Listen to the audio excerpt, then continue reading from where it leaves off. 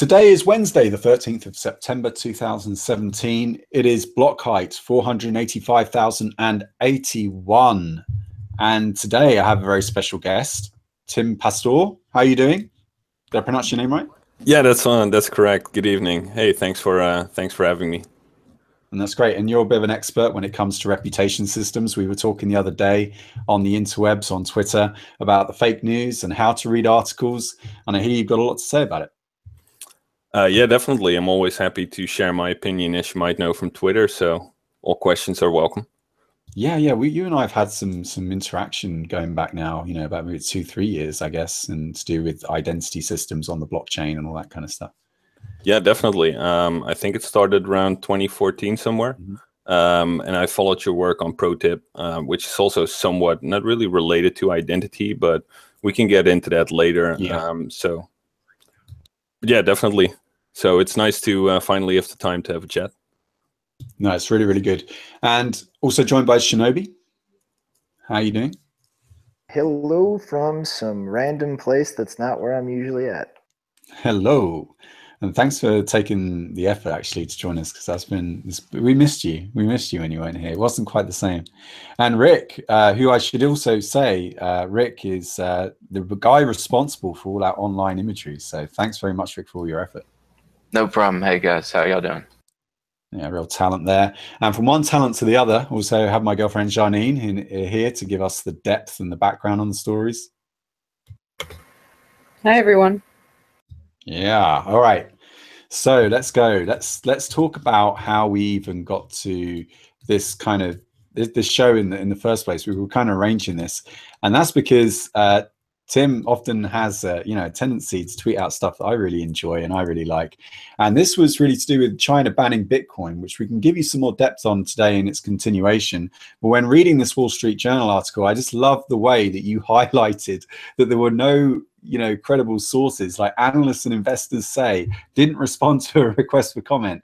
Said the people, said one of the people, analysts say, the people said one person. You've done a really good job on this, man. Well, tell us a little bit more about the point you were trying to get across. Well, I didn't highlight it myself. It was somebody else, another fellow Bitcoiner from the Netherlands, who pointed it out to me. So it just came from Image or whatever you call it. So I figured it really nicely highlighted, how you should actually read an article. And as you can see in one of my comments after that, I thought it was kind of funny how people responded to it, because most people responded like, oh, look at this is crappy journalism, instead of like, oh, people don't even take the time to properly read something, to compare their sources, etc. So I literally tweeted like how to read an article with those highlights that somebody else did. And the responses to it were like exactly the opposite of what you would expect, at least in my opinion. So I'm curious for your thoughts on it. Why were they the opposite of what you expected? Because when you look at it, what it says, it's like, some people say, some analysts say, and that's probably 19% of the news. So when you look at the news by mainstream media, it's always some analyst or some expert, but at the end of the day, they're just random people on the internet, or so to speak, only because they wear this label of like a Wall Street Journal or some other publication. People tend to give it more weight, but in my opinion, at the end of the day, they're all people who try to write down, whatever they've heard, and they share that.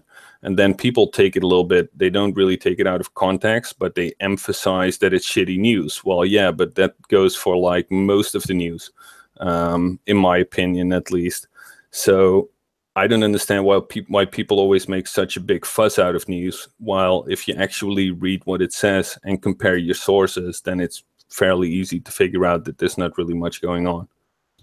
Yeah, and as Ian Grigg, our mutual friend, pointed out, it kind of fits the Bitcoin non-mainstream media press as well, right? That essentially, that I think the point you're making is that we have bad news because people don't question the news that they're given. So there's no incentive really for the media to produce anything of any better quality, because people are dissatisfied with the headlines, Right. And like I didn't have a really long school career. I dropped out when I was 16, but what I do remember really well was the first lesson in history class. And that's where they told us that you always have to compare your sources. And that's one of the things that always stuck with me, that whatever you read, go around, compare your sources, ask questions. And it's the hard thing about it is that it will leave you with more questions than answers in a lot of cases, especially where it comes to like subjects like North Korea that we're going to discuss, or when you look at conspiracy theories, you know, sometimes it's not that hard to figure out that there's some truth to it, you know, or that there are a lot of questions. But once you start digging into it, you will just be left with more questions instead of answers. At least that's my experience. So if you read something and you try to purvey that you actually know a lot about something, at least try to compare some sources, and just always stay curious. Never think that you know the truth. Like whenever I see somebody saying this is the truth, I'm already done with it, because you cannot have an argument with those people because they're not willing to listen, at least in my experience. Yeah, it's their truth. It's their perspective, which everyone thinks they're right. I mean, that's the whole point. Of course. Anyone else want to jump in here real quick? I'm as flawed as everybody else. Yeah, so I'm not blaming other a people. It's just an observation. That's a really good point. Self-awareness is key here, right? To jump in real quick, like I think something that everybody should at least do some cursory reading on is Bayesian logic.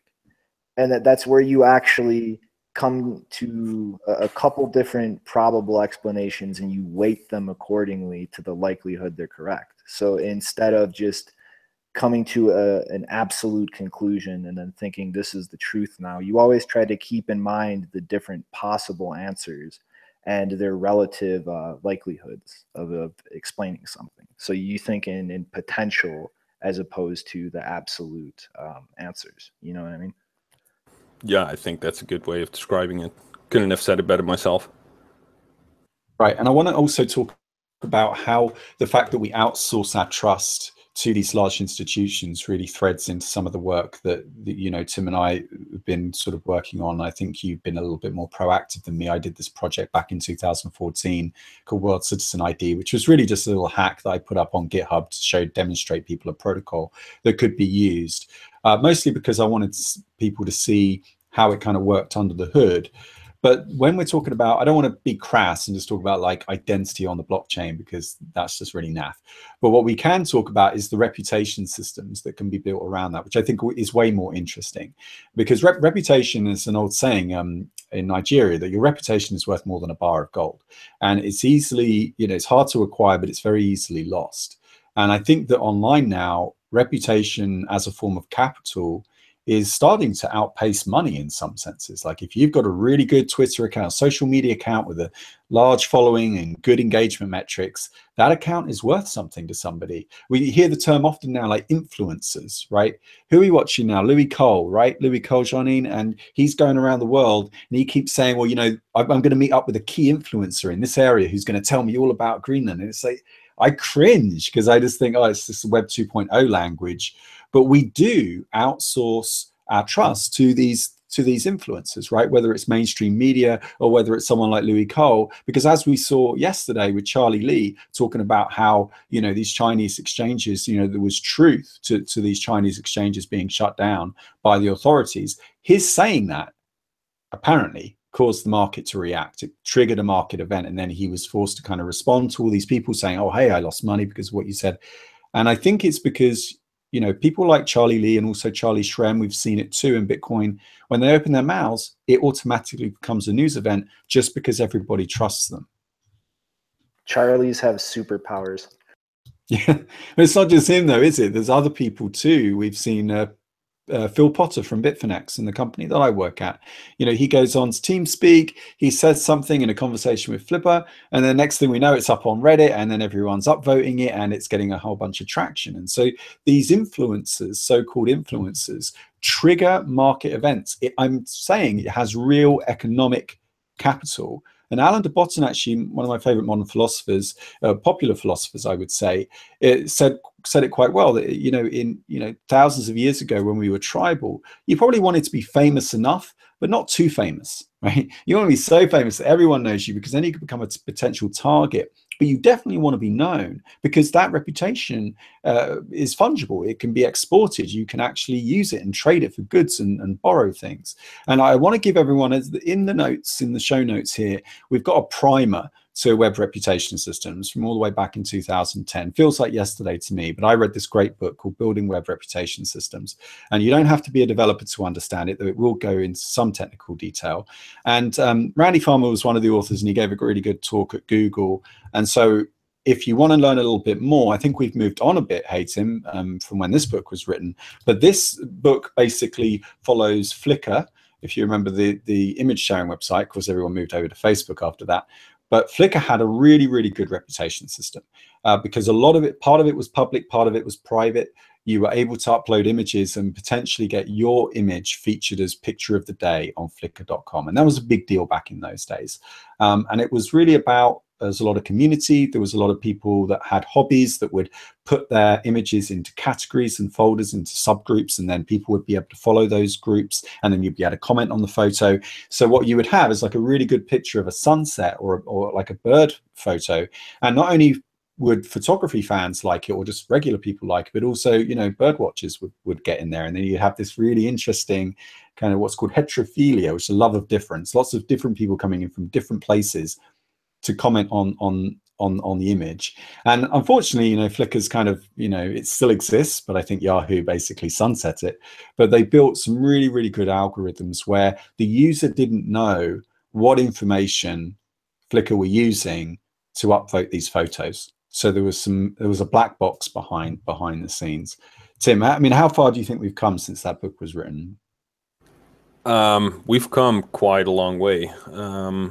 Especially over the last couple of years. And first of all, I'm personally not a really big fan of the idea of putting identity on the blockchain. I never really have been, for several reasons. There's also people out there who actually have good ideas on how to potentially mix the two, to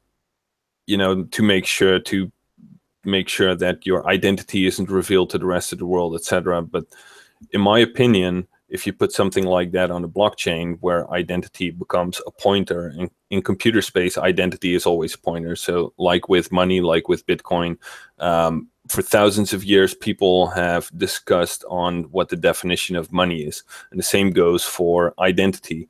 But if you look in computer space, it's always a pointer. So that makes it like really easy as a starting point to start understanding those systems.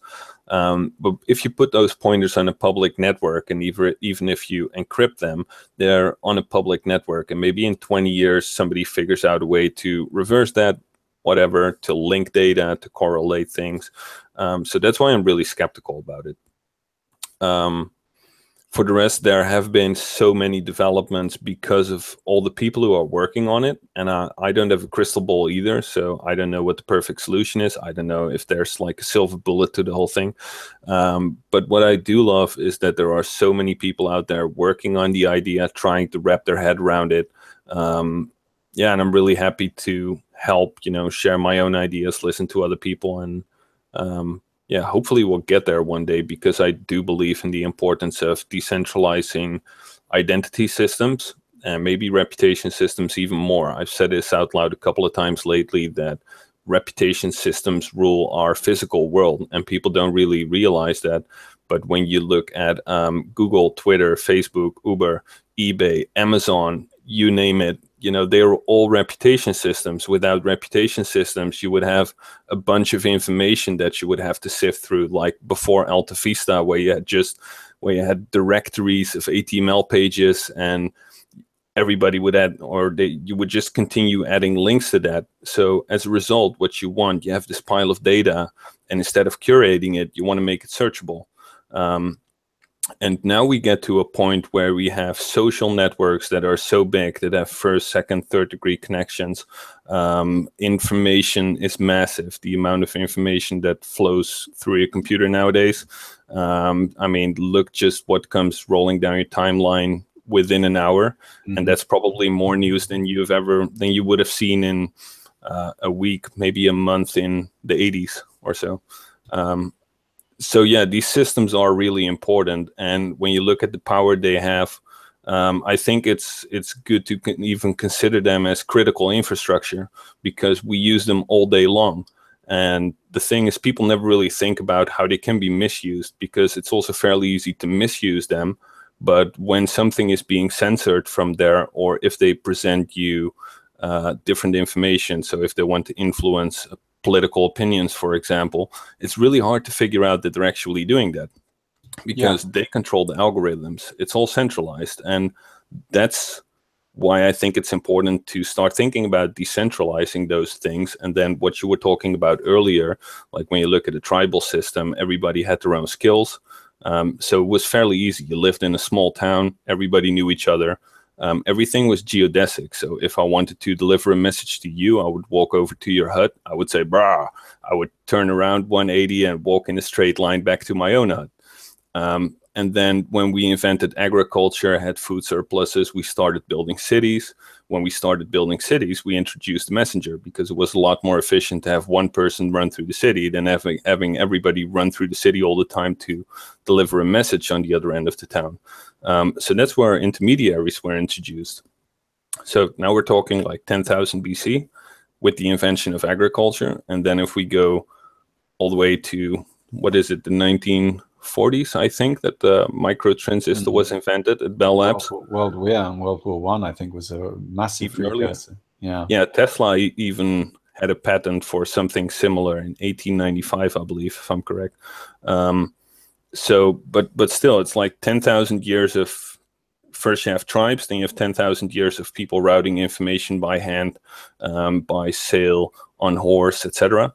And then we suddenly have the microtransistor and CPUs, and now we can automatically switch information and route it directly from one person to another again, without necessarily needing an intermediary. Well, you're always dependent on like hardware manufacturers, probably your ISP, etc.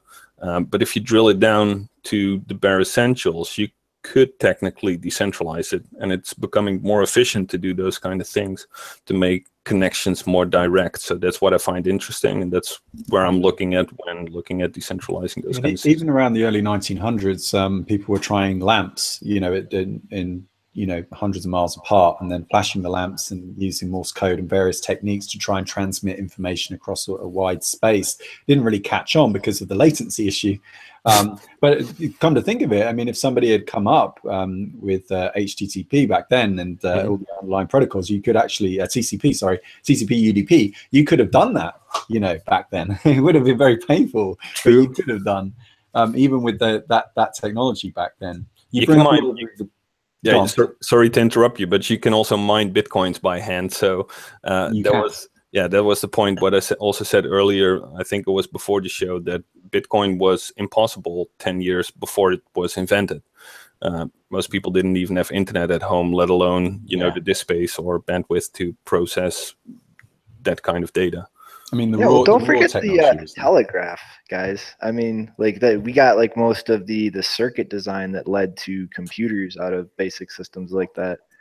But I think the main problem with a system like a telegraph wire, though, was it could relay the information perfectly fine in an automated way, but there was no way to actually filter things without that person, because you could have that automated relay that just blindly kept things moving down the line, but you actually had to put a person there if you wanted to, say, filter out any noise or actually like weight information in its accuracy or integrity. Right. So just to finish that up, like what I was saying before, that's my point, that from the invention of the intermediary till the moment that the microtransistor was invented, there was always a human switching that information, like the image of people behind switchboards with phones. And it was actually AT&T who got a monopoly on the telephone network in the US on one condition, and that was that they had to provide everybody in the US with a telephone connection or a landline connection That was the only condition for them to get the monopoly. And then they did the calculation for themselves, and they figured out like, oh, but that means that we probably need around 100 million people behind switchboards if we want to connect everybody to the telephone network. And so they had an incentive to invest in technology that allowed for the automatic switching of information. So they invested a lot of money in Bell Labs. And the funny thing there, the most ironic part is that the micro transistor sort of like broke up their monopoly. It breaks down information silos into smaller and smaller bits. So we're at a super interesting point in history here, because it's only a few decades back, and now we've had Bitcoin for less than a decade, internet at home for less than 2 decades. It's super interesting to be right in the middle of it. Yeah, it really is. And I think this sort of speaks a lot to these big centralized companies like you cite AT&T, and in the UK we have BT, British Telecom.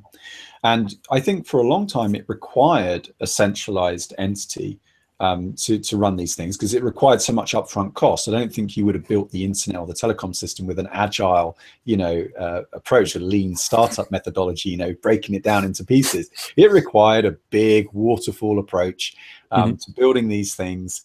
And as a result, we're now where we are. But now that we've got the infrastructure, we're realizing that now we have more of a peer-to-peer or anything to anything or everything to everything. I've heard different buzzwords: E to E, A to A, IoT, all this kind of management speak and consultants. And now we're talking about distributing it. But we can only do that because of all the initial investment that came in. And so I think a lot of people who are saying like decentralize all the things, the actual original quote that comes from is from an early episode of Let's Talk Bitcoin, and it was decentralize things that can be centralized. Everything that can be centralized will be centralized. That's it. That's the quote. So it wasn't quite, I don't think, the sort of the radical extremist approach that everyone is saying. I don't think that anyone in this community, apart from the most extreme elements, are saying that everything should be decentralized. But when we see things like this, where I'm showing a link to the Mashable website, Janine has just pulled it up for us in the private chat, inside the black market where people pay thousands of dollars for Instagram verifications. And apparently this isn't just true for Instagram, but it's also true on Twitter as well, where there's turned out that there's a way that you can pay to get that blue tick. And the blue tick, and a lot of you may not know this, gives you extra features, right? It actually gives you access to different features on the platform, allows you to curate your content, allows you to filter out all the trolls, for example. They're called the blue ticks, apparently, the blue ticks, I'm being told. And as a result, people are seeking them out. The other thing about the blue tick is that people are more likely to follow you, because if you got a blue tick next to your name, well, it must mean something good about you, right? And so I feel like, yeah, we do need to kind of decentralize a lot of this stuff.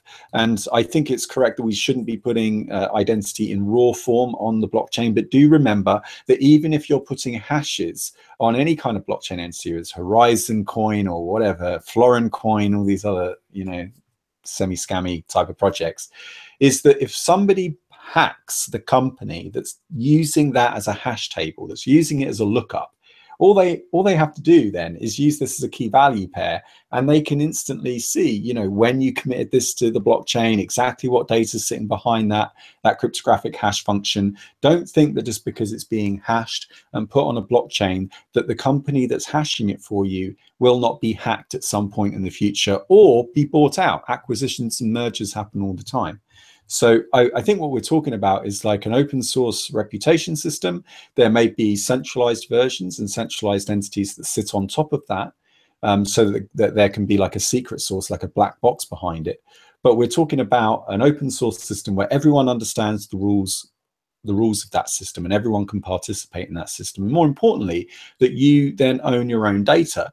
You're then able to export it. If Twitter goes down or decides to censor you, you can export that data. You can take maybe those followers with you, maybe a lot of that content you can take with you, and then import it into another platform, basically making it extensible and interoperable according to the Unix philosophy. See, Namecoin has had a lot of interesting features in that regard. It's that project is so underrated. But in addition to the whole DNS aspect of it, there were actually some small segments to pretty much try to protocolize social media, where you could kind of register a basic profile on the blockchain in the same way you would your DNS record, and then kind of cement that. So you would have like your name, like very basic information, and then the key to access that, and kind of build up off of that. But nobody actually did anything with it. I know that the guys from One Name, what are they called again? Blockstack nowadays. They had basically their whole system running on Namecoin at first, but they did a big transition to Bitcoin in, I think it was 2015, maybe last year. But they also write about like the reasons why they switched from Namecoin to Bitcoin. And personally, I think that there are more efficient ways to do it, like DNS itself, for example. I've never had an issue with being censored on by a root server or something like that. And like, even if root servers would become an issue because, let's say, hypothetically, the US government would intervene in one way or the other, and they would try something, then it's fairly easy to route around them. And, you know, I think that there was a quote retweeted by Adam Beck a couple of months ago by someone else who said, the internet routes around censorship as if they are damaged goods. And I think that's entirely true.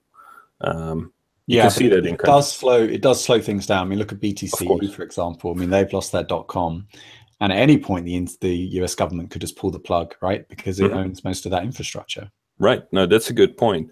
But at the same time, you see it with like attacks on the Bitcoin network. At the same time, in general, it makes the network itself stronger, more resilient to similar types of attacks in the future. So there's a dichotomy to probably everything. Yeah, and that's also here, that you're looking for efficiency, both like cost and risk efficiency. So when you would go for pure cost efficiency, you would probably want to use DNS. And if you want to go for the most risk efficient solution, you would probably go for like the most secure blockchain and try to decentralize it that way. But you're always not specifically looking for a middle ground, but each use case has its own demands and wishes, and you always have to, there's always a trade-off between usability and security. Yeah. Or cost efficiency. Yeah, we talked about Zuku's famous triangle on this show before, and so much entertainment. But I want to know what you make of this whole Equifax saga as well, because we saw, you know, a large centralized database of 140 million people, roughly half the US population, the adult population, have all their private identifiable information taken in this hack, who may not have understood that this entity actually possessed all that information about them. Right, because you go for a bank account, you sign up for a credit card. You don't read all the small print where it says we're going to share this with these third parties. You just kind of say, yeah, because I need a credit card. I need credit. This whole economy runs on credit, so of course I need it. And then you don't understand that the other downside to doing it, even if you pay it off every month, is you're still giving away your personal information, which has become a form of oil, really, in this startup space, right? Like companies are using your private identifiable information as a currency. Yeah, that's probably the problem worldwide. So not only for Equifax, but this whole world still works with PII because, you know, that's how we've always done it. But as with credit cards, the internet was not designed for credit cards and neither for personally identifiable information. So we need better solutions for that. And I personally believe that key signing can suffice in most of the use cases, if not all. That you don't necessarily need a blockchain. Of course, there might be advantages there, but if you want to be risk efficient, you got to keep in mind that, do you really want your reputation out there on the blockchain? Is it in any form revocable, or so to speak? Can you ever make up for a mistake that you made in the past? So the solution here is not putting 143 million people's identity and reputation on a blockchain. Because then again, you have a single point of failure, and if there's like a bug in the code or something else, you know, eventually it might be traced back, and then all the data is public. So that's why I'm not a big fan of those type of solutions, and why I believe that key signing can actually suffice here. Because if a company like Equifax simply signs a statement that I repaid my last loan in time, for example, then that's all they need to do. If I show that to somebody else, they can check the signature, they can verify it against their public key, and if it matches out, then what else do they need to know about me? They know that I paid. I could maybe. Of course, Equifax will sign my pub key. I can prove that I'm the controller of my pub key with my own priv key. So you can make it pretty much not waterproof, but you can make it work, I believe, that way, in a pretty efficient way, without processing all that PII that's necessary nowadays. Yeah. So personal identifiable information, for those of you who don't know what PII stands for. Janine, what have you got for us on the Equifax story? What's the latest? Yeah, so Equifax has had a very bad week, although not nearly as bad as all the people who've had to been scrambling to figure out whether they've been affected by the breach. The main news today is that the CEO and chairman of Equifax released a statement through the USA Today about how he's so sorry for what's happened, although that doesn't really make anyone feel any better.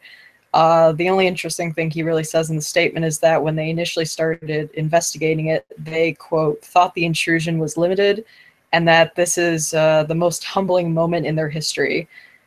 And one of the, actually even more shocking than that, we've already heard that it likely affects not only US customers, but people in Canada and the UK. And then today, Krebs on Security published another great investigation regarding the breach, which reveals that Argentina and other Latin American countries might also be affected.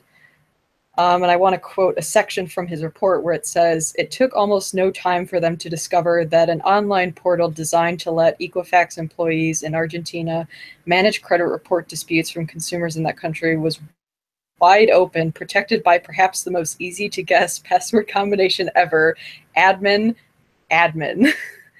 as in username admin, password admin." From the main page of the Equifax, the Argentina Equifax website employee portal was a listing of some 715 pages worth of complaints and disputes filed by Argentinians who at one point over the past decade contacted Equifax via fax, phone, or email to dispute issues with their credit reports. The site also lists each person's DNI, an equivalent of the social security number, again in plain text. All told, this is the section of the employee portal that included more than 14,000 such records.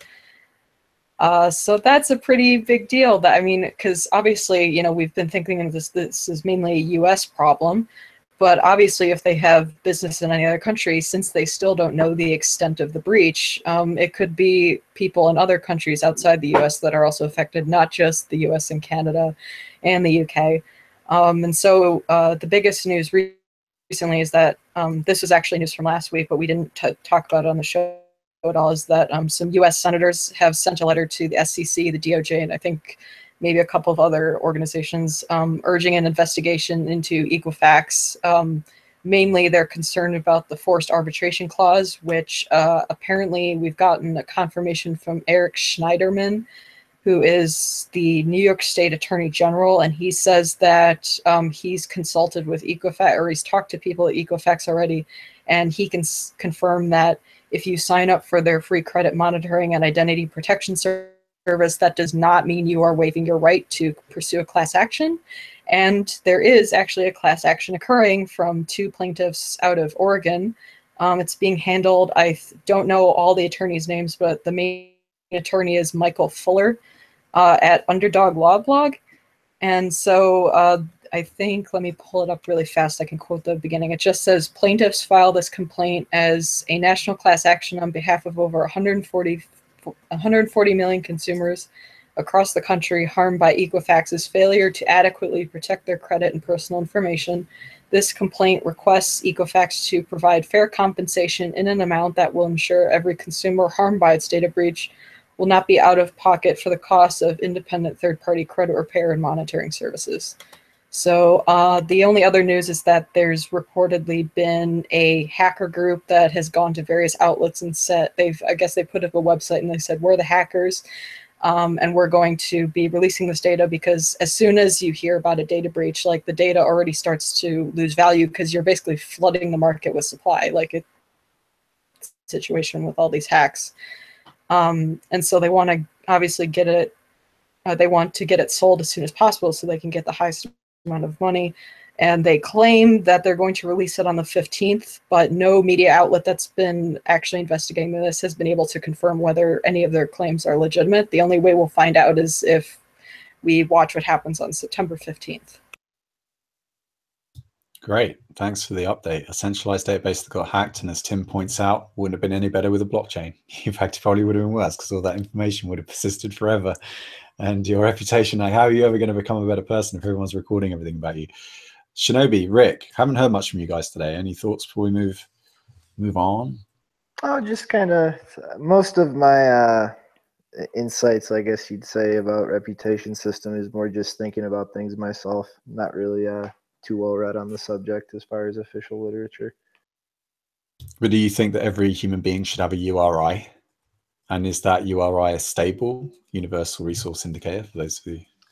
I mean, I kind of agree with a lot of what Tim said, where things should be partitioned, and there should be ways to prove select things situationally instead of having everything tied to one basket. Like his example about a loan was perfect. Like when you're trying to get another loan, all that person or entity should care about is your past activity relating to loans. They shouldn't need to know your name or what you do or any other specific information about you, just that one thing. And if, like, to take that to a further extreme, like you should be able to compartmentalize things like proving you are of a certain age range or that you're qualified for a certain thing. Like in the United States, a lot of places require you to have a license to own a firearm or something, for instance. And all of these things should be compartmentalized in a way where you can prove that without having that one single thing tying it to everything. And as far as the specifics of how to do that, like I'm still kind of pondering how to do that without some form of authority involved in it, because it just gets kind of messy when you just start letting those connections form themselves completely without any kind of guidance or organization, if you know what I mean. Yeah, I was actually going to comment on, trying to decentralize everything. I was thinking about, culture is something naturally that comes into humans, and I don't know if we're really going to be able to shake that natural centralization we do, because the internet is decentralized right now, but we still centralize where we go for information. People can go research information where they want, but a lot of people in the United States are still in the age group where they sit at the TV, they hear that information and they take it and they don't really go anywhere else with it. And I think that's got a lot of big problem with this. And hopefully with this tech and where we're going and all this way we're doing this open source news and your own investigation, hopefully this will start to catch on and it will become the culture, and we'll all start sort of being our own representatives on this stuff. Yeah, great. Well, look, Tim, thanks so much for your insights. I'll just give a little nod. So this is one of the projects you're working on at the moment, Two-Way. That's correct. Yes. You want to say a little bit about it? Peer-to-peer identity reputation. Should people check this out? So a couple of years ago, I started thinking about the one of the issues that just mentioned. Like, we need some sort of guideline. You can't have a fully decentralized system, because that would mean that everybody would issue their own passports, and who is ever going to trust those, right? So that was a key question back then. Then I bumped into Marty Malmy, also known as Sirius, and he just started working on Identify back then. Which was originally a fork of the Bitcoin daemon, Bitcoin D, and he effectively took out the proof of work, or so to speak. I'm oversimplifying it right now, but the simplest way to put it is to say that he replaced the proof of work with the web of trust, which is its own kind of proof of work, or so to speak, only in a subjective way. Because if you have a reputation, if you build up a reputation, then it becomes cheaper over time for you to have interactions with other people. So the more trustworthy you are, the cheaper your loan will be, for example. But at the same time, you should be able to create disposable identities, like was just mentioned. You should be able to compartmentalize them and decide what identity you want to connect to, what others, etc. Build up a network from there. And what Identify does is it's like it is a public network. It is intended for public data. So it's right now it's not intended for private data. But the structure itself, how it works, like a Bitcoin D-like system with the same type of API, command line interface, networking, pubkey, crypto, but just no blockchain. But instead, you use a web of trust that you synchronize with other nodes. So if I want to listen to your node to what you are saying about other identities, I sign the pub key of your node. And from that moment, everything you're broadcasting to the network is also stored on my node. So I started thinking about, well, if you already have this address book with all the pub keys of people that you already trust because you signed them yourself, you add them as a first degree connection to your network yourself, then the next step to making all communications end-to-end encrypted shouldn't be that hard, at least theoretically. So I'm thinking about, I've been thinking about for the past couple of years about ideas of how to use a similar type of system, but then for private data. So that you have a protocol for identity and reputation. And that's a really simple way of putting it. But the idea is that you have a protocol, a base layer, so that you can build applications and such on top of that. So you have a peer-to-peer network and you can build federations on top of that, or so to speak. Yeah. People talking about the Watts and the DAO reply to Richie Rich here. Yeah, obviously the DAO was a disposable trust system, but the Watt existed long before of that.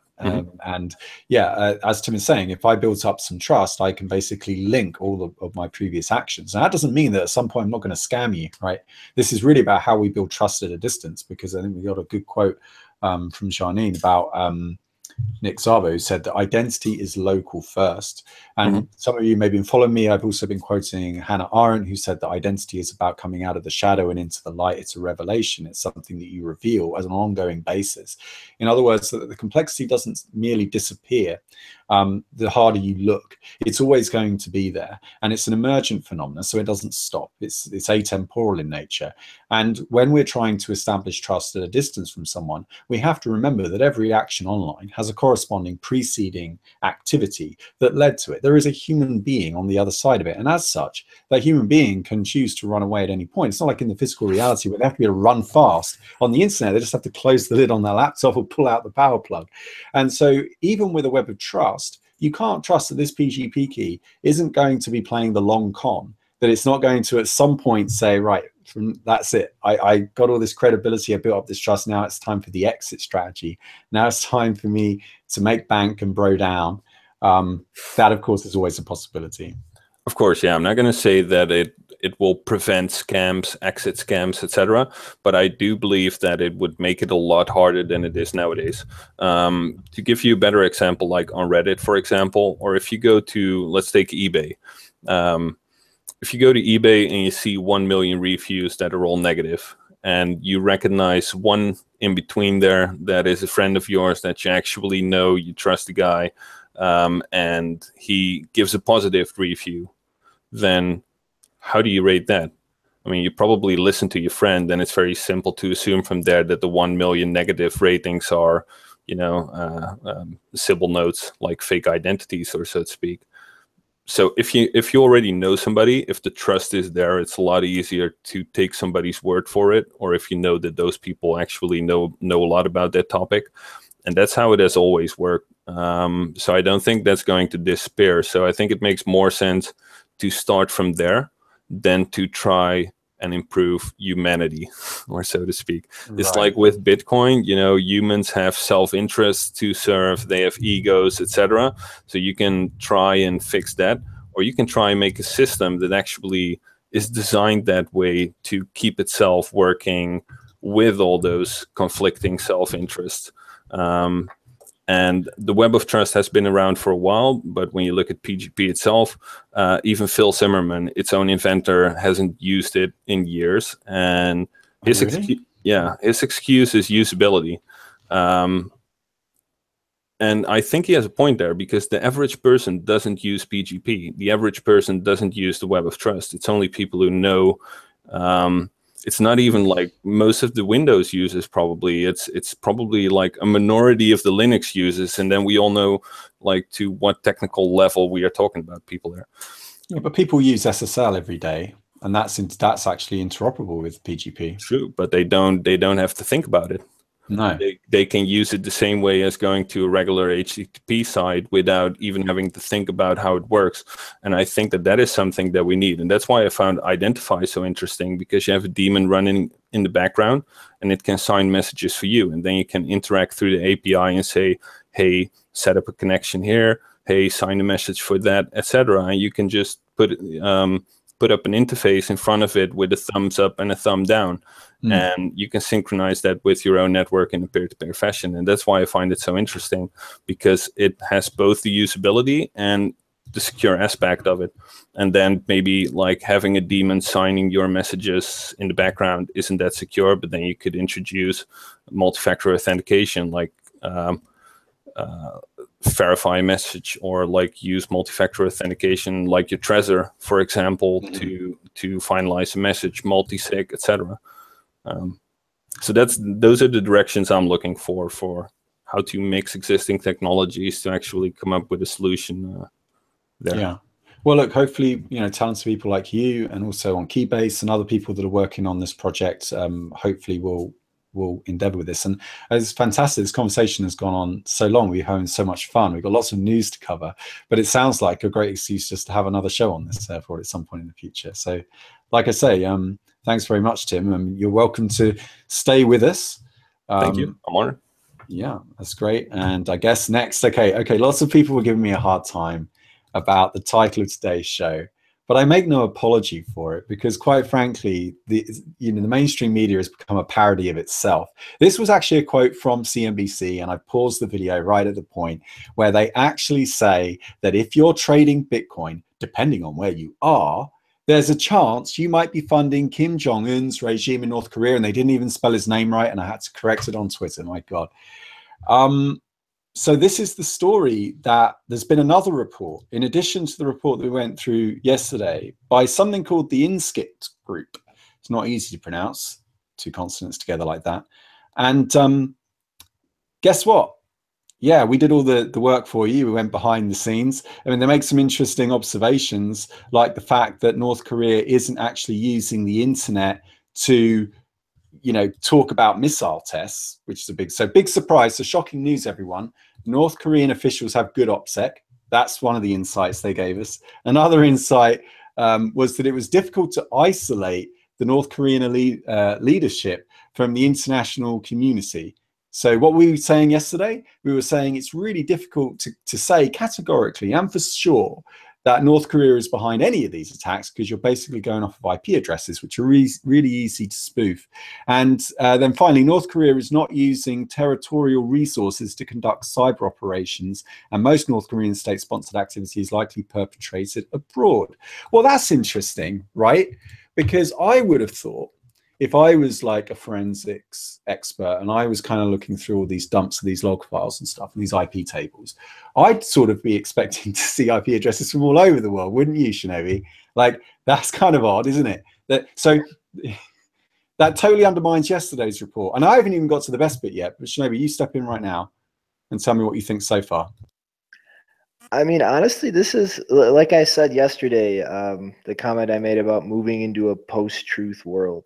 This story, I think, is the perfect example of that, because there is a rational argument to be made, equally weighted, in my opinion, on both sides, that North Korea is actually getting involved in this. It makes sense. It's a way for them to maintain revenue and income, a way to interact with the world at large.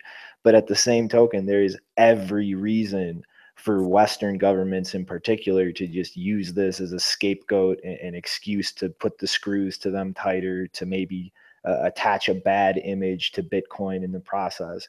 So without something a little more substantial than just IP addresses, it really is up in the air in my mind. Like, it could easily be either or. Right.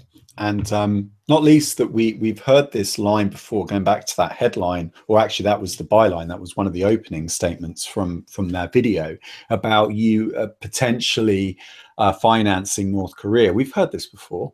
Like in the 80s, I seem to remember, if you were recording, records onto tape and sharing them, you were apparently, helping finance the IRA. I remember sitting in cinemas and being told that, people that copy DVDs and other movies, they're financing terrorism, right?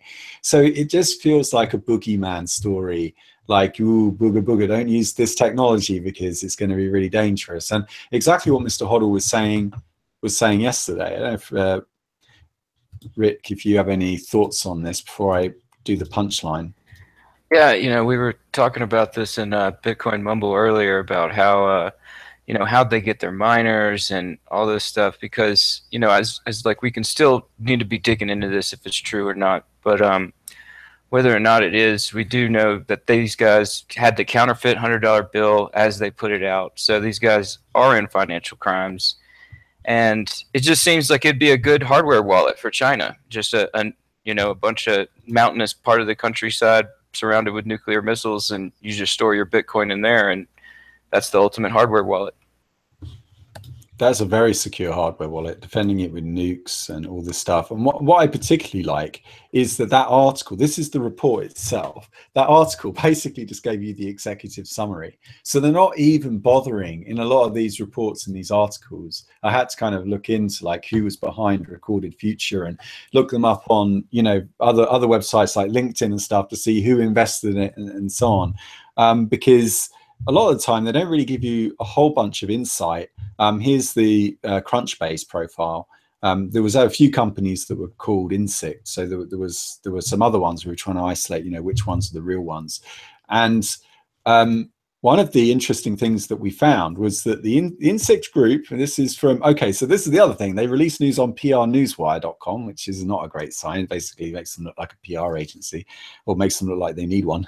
Insikt group is led by Levi Gundert, a former member of the United States Secret Service. So guys, I'm pretty sure we can trust then that this report is pretty legit and unbiased. Is that right?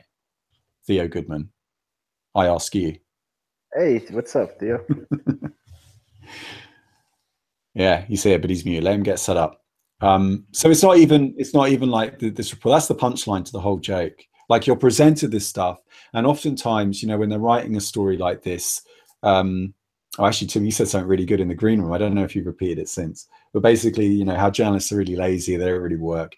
And if you're like, I need to add more credibility to my story, how do I do that? I know, I'll link to this other source, and I will omit to mention, who's really behind the report and what motivations they might have. But I feel like the internet is really exposing that. Bad journalism shows up, and we even have a phrase for it now. It's called fake news, which in itself gets misused all the time, and people use that phrase just when they're talking about something they don't agree with on the internet. But nowadays it's just too easy, and only a small number of people, I think there will always be a small cohort of people that will seek out the truth, who will want it. And really what I guess I'm trying to do largely with this YouTube channel and other efforts is to give a voice to those people and inspire people that are latent in that form, that want to become the vetters of the internet, because the more you speak up and the more distributed you are across the human populace, the easier it will be for other people to find you and to some extent depend on you, trust you, to be vetting these stories. And if you comment in the comment section below, you talk in our chat room, then other people that maybe don't have the time, because everyone's they're teachers, they're firemen, they work in shop, they've got full-time jobs, people are busy, people are not stupid, not necessarily dumb, it's just they have other things that they want to focus their attention on. They don't have time to go through all these articles and reading all the reports. You look at the average person in the old days on a train, on a commuter journey, holding up a newspaper, and they're just flicking through the pages. Well, they're doing the same thing with mobiles. Theo, what do you reckon? Hi, sorry for joining. Oh, I'm sorry, I just joined totally spontaneously late. Right, do that. Is this about the about North Korea mining Bitcoin and all that? Well, I mean, how do you fact check that though? But how do you fact check that? I mean, it's North Korea. Just today, on a totally unrelated, kind of funny, someone said, there's a soccer game in North Korea and I can't get the live statistics. I was like, really? Are you really interested in get it? So, I mean, how are you going to fact check, any of this stuff? I mean, it's kind of difficult. So you could make up about anything. And I mean, the most outlandish story I heard, and I don't know this, and I'm going to say a story and I don't know the source, but it's okay. I'll put it out there anyway. At least I said I don't know this. Is that North Korea created a Bitcoin Cash or something like this, and they're mining it or something really crazy like that. It's like the most outlandish, stories ever. But I mean, yeah, it's hard to fact check that. So, but you do need some kind of source. Well, it wasn't so much. It was more to do with the fact that as a trader, Theo, you might actually be funding Kim Jong Un. How do you feel about that? Well, nothing, because it's cash. Because you can't feel nothing. It's just, that's like saying you're funding ISIS because you use dollars, and I'm funding someone in a bank's cocaine habit, bro. So I mean, it's just really ridiculous. I can't control what you do. If you buy coffee at Starbucks with your Bitcoin, I can't control that. And if you buy weapons online, I can't control that either. So that's the whole point of it. So there's no way anything about, if Kim Jong Un is so lonely, and he wants to use Bitcoin, then that's fine. Do you know that reference from the I'm So Lonely song? No, but it was a lovely rendition. Okay, well, anyway, if he's so lonely, he needs to use Bitcoin to feel warm at night, then I have absolutely no problem with that. And you could even let me tell you how you can spin that. Bitcoin is an instrument of peace and happiness, where in North Korea, Bitcoin is going to solve the North Korea problem by somehow, giving him a way to express his North Korea's opinions without the need to use violence, because it's censorship resistant. So you can send all different ways you want, how many articles, how many clicks you want, or maybe you have good intentions, or maybe that's part of it. It really, well, okay, yeah. So that's a really good point. I think there's a spectrum of it as far as. I think the whole thing's ridiculous. I mean, it's really like they print $100 bills like trading cards. So if you want to say that using something they profit from is helping them stop using the dollar, and like Bitcoin it's an opt-in voluntary system. Like, you can't stop him from getting Bitcoin, which hold a value, but what you can do, as I forget which of the two articles we had mentioned at the end, is just don't accept Bitcoin from North Korea. It doesn't matter if he mines every Bitcoin going forward until we hit the cap, if nobody engages in commerce with him. So the notion that you're enabling the regime simply by using Bitcoin, it's ridiculous. Like, that I can say definitively is just a nonsense FUD headline. Yeah, but it does make for great clickbait, though, Shinobi. You have to admit, and we're satirizing it on this show, and hopefully benefiting for that ad revenue, that juicy ad revenue that we will be getting in our exit strategy that we planned, you and I, in that private room the other day, when we agreed we were going to sell out. Do you remember? So we said, who were we going to sell to? I think it was Bloomberg, but whoever it was. And so that's definitely on the roadmap. But I might have let that slip. Sorry, Theo. Did you want to? That's what that sub room at the bottom of the mumble was. Yeah, that's what you were doing in there. Now I know. Yeah, we're just going to sell out, but I will point people to the fact, just to give some balance here. It does actually give much better analysis than what we got from the Kaspersky one, on how they arrived at the decision that the IP ranges were legitimate. And so you sort of have this. I love that they cite a lot of social media like Slate. Well, sorry, they cite online media outlets like Business Insider and Slate magazine, and they show this lovely picture, which yes, you can just find on the internet. They even link to Google. It's just there. It's on Google.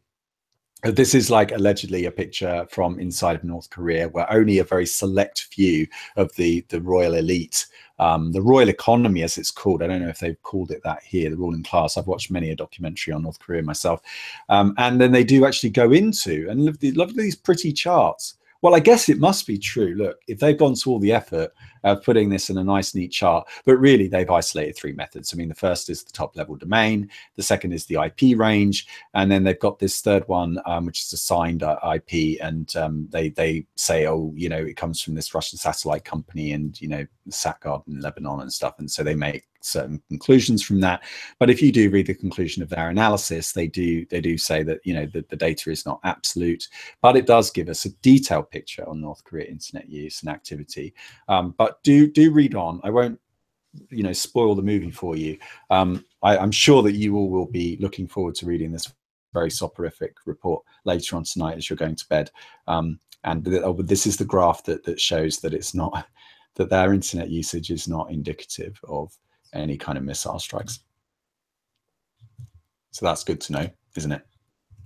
All right, so what else have we got? Oh, somebody on Twitter, Newman, said that I should just tell everyone what US dollars get used for, which is like the Pentagon spending 2.2 billion on something, you know, pretty horrendous, like, you know, funding Syrian rebels, for example. I don't know, Soviet-style arms for Syrian rebels. So that probably needs to mention too. Also, from the chat, so that's really interesting. They use US dollars, but where do the US dollars come from? You know, they just who's paying for those weapons? Shut that down. You know, no, I just think that's a funny title too. Soviet style arms.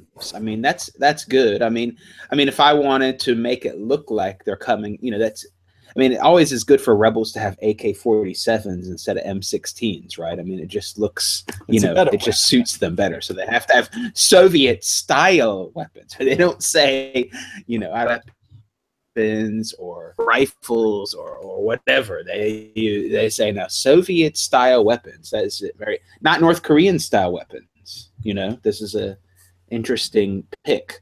So okay, the Pentagon's arms spending spree for Syria. So the Pentagon is buying Soviet style weapons for them. Why don't they get M16s or, you know, cheaper grenades? Right. I know. What is up? Or maybe because they don't jam as much. I don't know. It's just getting really crazy. That they are style weapons. That's one of the main things. Yeah. Lowest bidder, I guess. But it's like if you say that if you use Bitcoin that you're supporting Kim Jong Un, perhaps you know, it's true. Who knows? At the same time, if you use the US dollar, you could say you're supporting the CIA's heroin trafficking in Afghanistan, or and at the same time, it's all mathematics. So in the end, what goes around comes around. You can keep printing dollars against 0% interest and try to export your inflation, but at some point, people are going to lose trust in the US dollar, and they're all going to return home. So yeah, just hodl. Just hodl. Yeah, that's the thing about a lot of people don't understand like the history of money and how, you know, just printing money was often used as a way of financing war. In fact, I believe that's where it first came from. You know, producing more and more capital was a way. If you didn't have taxes, you could do it. Or put it differently, if the level of violence in the world increases faster than the people can earn money in wages to pay their taxes, then of course inflation is the only method you have left by which to fund those wars and fund that violence. So, all right. So Gugu in the chat wanted us to point out that there was this story that came out 3-4 hours ago. It's all over the online media, but let's just use Coinbase. Why not? It's as shit as all the others. Self-Regulatory Association of China has issued a warning on cryptocurrency. Oh God, here's another China banning Bitcoin thing. Doesn't really tell us anything that interesting particularly. Here's the report, by the way. It's again has to be translated from Chinese, I guess. One of the tricks you can use in journalism, if you're trying to find interesting information, read the last paragraph first, and then go back to the headline and read the first paragraph. That's always very, very sort of interesting. And so, yeah, members of the unit can fulfill their commitment to industry self-regulatory conventions, strictly abide by national laws and regulations, do not participate in any of the so-called virtual currency. But if you look at the comments, as a lot of people are realizing, most Chinese traders actually don't just yes, clickbait FUD. Most Chinese traders actually don't trade in CNY. They trade, like OKCoin has a USD market, and it's perfectly legal to hold Bitcoins in China right now. This is essentially asking the exchanges to apply presumably for a license at some point so that people can trade in and out of the CNY pair. But it doesn't necessarily affect, holding Bitcoins, in China itself. I think a lot of people just use USD markets to trade instead. Any thoughts from our panelists? It's that language barrier, and I really do feel like a lot of people are just taking that lag time and playing it to their benefit. Yeah, we did see Bitcoin go down today. Dropped quite a lot, right, from that 3,800 or so. So 3,800 when we came on air, it was 3,600 at the low. So, all right. So moving on, then we'll go to our last story. It's a little bit of a fun one. I like this one. It's actually from yesterday, but it's still getting traction. And I guess the report is that people are still talking about this thing, which is Jamie Dimon talking about Bitcoin, and the fact that his daughter actually bought some and she made money, but if he catches any of his traders doing it, that he's not going to like it very much. But I thought, quite interestingly, of course, what do Bitcoiners do? They go off and they find Jamie daughter's daughter, right? Except for the fact they found the wrong one. So this poor lady, right? Like, she's just being harassed by all these people on the internet that are from Bitcoin. And in fact, apparently there are 3 daughters and didn't get the right one. But I did like this comment for Crypto Corinne. He said, yeah, we want to meet the smart one, the one that bought the Bitcoin. Oh no! Yeah, but this already happened. I think this already happened before. Whenever whichever daughter was into Bitcoin, when he first said it, when he first made, or maybe the second time, and then someone pointed out, oh yeah, the daughter is into Bitcoin or is interested in it or something, and then of course all the Bitcoin Twitter people are like, oh hey, how are you? Nice to meet you. Oh yeah, you're cute or whatever. It's just leave her alone. We don't need to harass people that are just, I don't know, just too much. You know what I mean? And this is just even another, failure to realize that there's more than one daughter. That's, I mean, I don't know. I mean, I don't care what am I going to say? I don't want to say, oh, you have to be an ambassador to Bitcoin and you have to act a certain, just don't do stupid stuff like start internet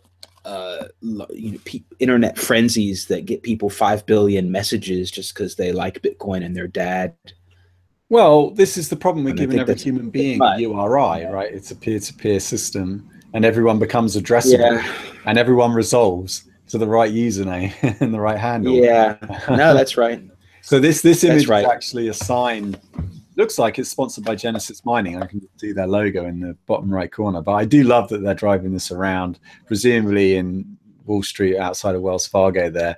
I would have enjoyed seeing that. I definitely would have snapped that up myself if I'd seen it. So that's our fun story of the day. The technique meme. I learned. The meme. That's the meme of the day. No, we still have the last meme. The funny. Meme? Which meme? The picture with Dimon the award. I did it already. You mean this one? No, which one? Bingo. Yeah. I showed this one already. Yeah. I just have one related to memes. Just one small report that happened today that was pretty interesting. And I had to get a Telegram to launch. It was just about 2 hours ago or 3 hours ago. And it wouldn't let. It was acting very strange. It wasn't my computer. I tried on more than one device, and they sent out a message that there's so many sticker packs being used that it slammed their server, and that people in Europe couldn't access Telegram for about an hour. So their memes are in such heavy use at Telegram that it just like clogged up the Telegram servers. I've had that green frog. I don't know if you've heard of it, Theo, but there's this green frog that goes around on the internet, and it really clogs up my Telegram. I can't even run Telegram anymore. Like, it's just slowed down my machine without seeing a frog, right? Yeah, I think I have a feeling that there are a lot of other groups that are not crypto related in Telegram, and a lot of them are not English speaking.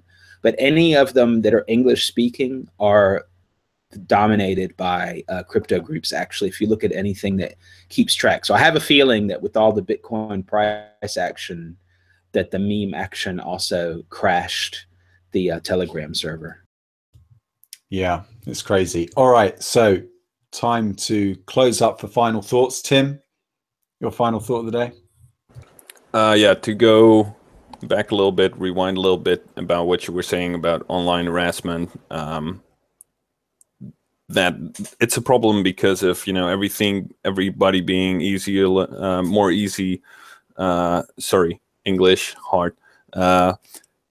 It becomes a lot easier for people to just connect peer-to-peer with people, or so to speak. But most of the time, it's all, again, through like centralized reputation systems. So when you look at Reddit, you can up or down vote people. Sometimes they remove the score, like the general reputation score for a post or a comment, to make it a bit harder to Sybil attack the whole system. But at the same time, if you would have a system where you could flag the trolls yourself, and you could then choose who you want to listen to. So, for example, if I want to filter out the trolls, and I like you, Chris, as a so-called troll editor, you could give them ratings. You could share those ratings with me, and then I could filter by those. And you could apply a similar kind of system to your address book to filter out telemarketers, etc. Because if they are not actually connected to your social network, first, second, third degree, maybe even further out, then it's fairly easy to filter them out. But you have to start with controlling your own identity, and I do believe that that public key cryptography covers most of these aspects. And if you build a system around it where you can peer-to-peer share these ratings, and from my perspective, something like an identity is very broad. It can be not only a real person, but also another public key, or a MAC address even, or an IP address. So if you start to think that way, and you start thinking about what if we would filter our social, or like the content on the internet, by our own social networks and their connections, and see what the people that we already know, already trust, and what the people they trust, so the friends of my friends, what they say about certain things. When you scale out that way, the network becomes more valuable, because the more people you add, the harder it grows exponentially. So as long as you have, again, as with Bitcoin, with proof of work, as long as most of the participants on the network are honest nodes, then the system, I believe that the system can somewhat maintain itself. And the reputation incentive there is the economic incentive, because if you are a good actor on the network and you build up a good reputation, it becomes easier for you to have interactions in the future. So I do believe there's possibilities. There's, of course, also a lot of interesting issues that come with it. I'm not going to go into depth there. But yeah, thanks for even thinking about it, because I remember a couple of years ago, apart from you and myself and several other people out there, you didn't read that much about the topic. And with all the data breaches we see, and all the crazy stuff going on with reputation systems, censoring information, we see a lot of examples in China right now. There's some other countries, of course. I think it's really, really important that we start focusing on these topics a bit more if we want to keep the internet as an open system in the end. And I believe that the power to further decentralize this system by taking control over our own identities and filtering information by our own social networks, that it can really help us. Yeah. So no, it's a really good point, and Charlene's just posted in here in the group chat a study that found that the left and right politically are generally isolated from each other, with retweets rarely even leaving one another's bubble. And these people in the middle, these are often referred to as facilitators. And there was a really good podcast a few years ago I can also recommend for your further reading called Tunnel Vision. I'll link to it in the description after the show ends. And it was a very good show. Kevin Marks on it. Heather Marks, sorry, Yeah, I think I'll get her name. But these guys were like real experts. They've been doing in social media since the early 90s, and they went over all these topics. And the shows like ours, they were often long in length, and they would really go into depth into ideas and stuff. And it was one of my favorite podcasts ever. It's a shame that it ended. So the rest of my panelists, Shinobi, Rick, any final thoughts? Yeah, I just kind of wanted to say real quick that one of the interesting things Bitcoin has done, I think, is really light a fire under people's butts as far as solving the issue of managing your keys. Because like Tim said earlier, we've had PGP for like decades, essentially at this point, but it never really picked up in use because of that problem. And I like if we can really keep pushing forward with Bitcoin and managing the private keys for Bitcoin, I think those systems will very easily translate and make a lot of these other use cases utilizing PKI to actually get that broader reach for people.